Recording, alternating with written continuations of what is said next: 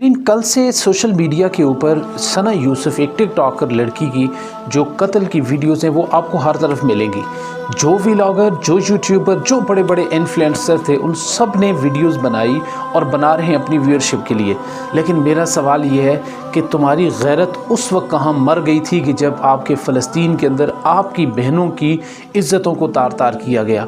Israeli गुंडों ने, जब उन फ़ौजियों ने आपकी बहनों, आपकी मुसलमान बहनों के हाथों से उनके पानी छीन लिए, उनके दुपट्टे छीन लिए, उनकी इज़्ज़तों की नीलामी की, उस वक्त आपकी गैरत कहाँ मर गई थी?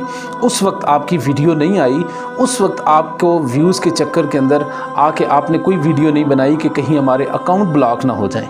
आज एक टिकटॉकर लड़की का कत्ल हुआ तो आप सबकी गैरत जाग गई, आप सबका ईमान जाग गया, आप सबको तसल्लियाँ याद आ गई। हम कहते हैं, मजम्मत करते हैं इस कत्ल की, लेकिन सवाल ये है कि हम खुद गर्ज हो चुके हैं।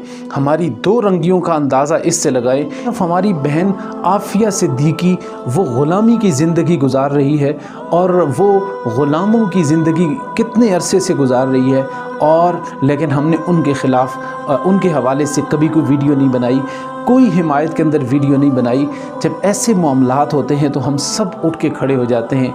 हम क्या कहें, मुझे एक ही शेर याद आता है। वो गालिब ने कहा था कि काबा किस मुंह से जाओगे गालिब, शर्म तुमको मगर नहीं आती। हाँ, काबा किस मुंह से जाओगे गालिब, शर्म तुमको मगर नहीं आती। अस्सलामु अलैकुम वरहमतुल्लाहि वबरकातुहू।